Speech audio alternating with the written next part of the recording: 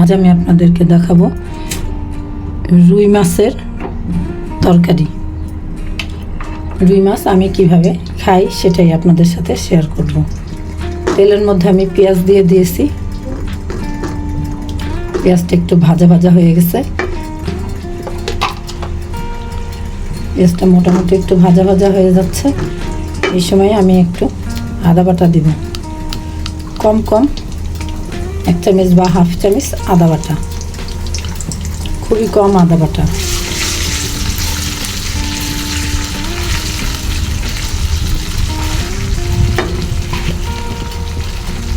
মধ্যে 1.5 চামচ যাবে না, উঁচা 1 চামচ মরিচের গুঁড়া,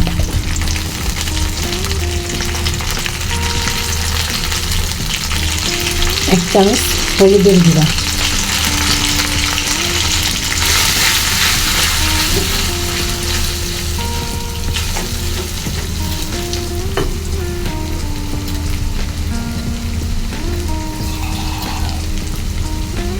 অল্প একটু পানি দিব। মশলা কষা হওয়ার জন্য একটু পানি দিয়ে নিলাম।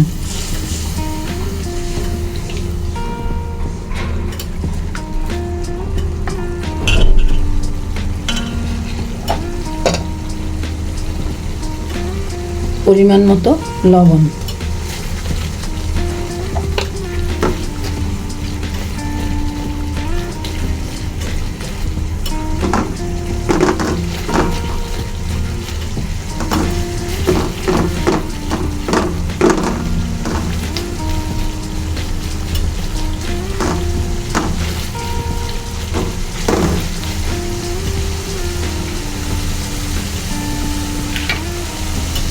রুই মাছগুলো আমি ভেজে ভালো করে ধুয়ে ভেজে রেখেছি।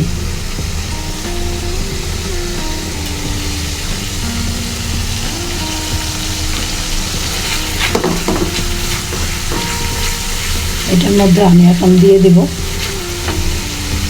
আলু। আমি তরকারির জন্য আলু কেটে রেখেছিলাম।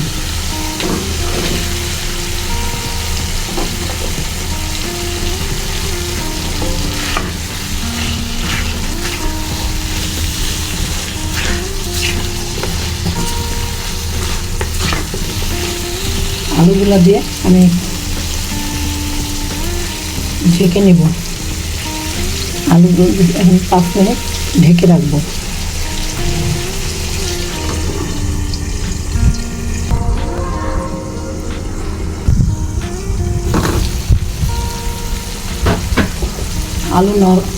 আলু নরম হয়ে গেছে। এখন এর মধ্যে বেগুন দিয়ে দেবো।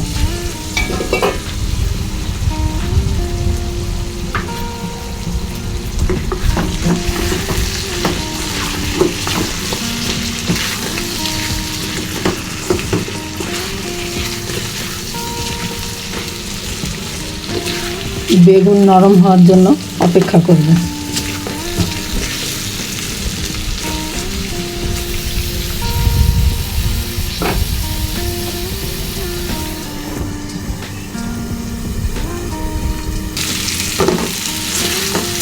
বেগুনও নরম হয়ে গেছে, আধা নরম হয়েছে আর কি। এই সময় পানি দিয়ে দিলাম। যে পরিমাণ শুকনো রাখবেন সেই পরিমাণ তার সাথে কিছুটা বেশি পানি দিবেন।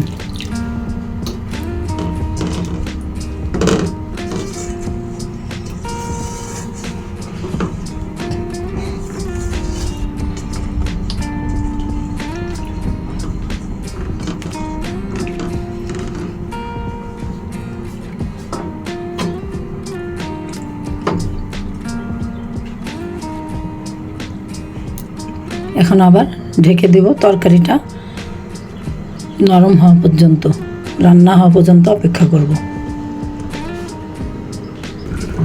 তরকারি হয়ে আসছে।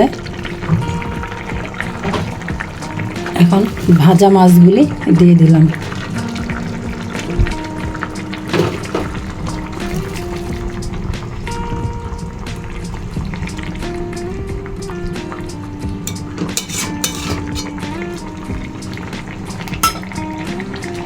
ভাজা মাছের সাথে 2টি কাঁচামরিচ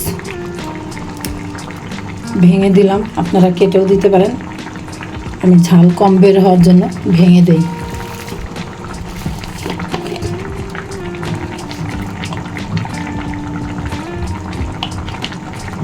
এর সাথে আমি দিলাম অল্প একটু জিরা গুঁড়া,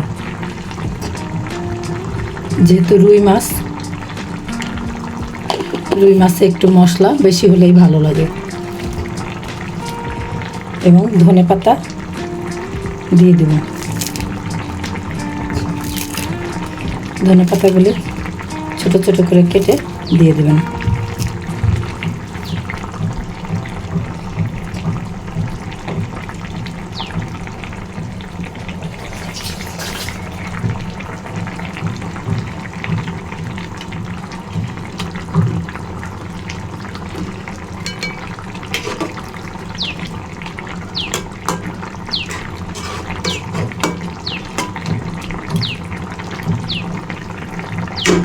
আমার তরকারি রেডি হয়ে গেছে।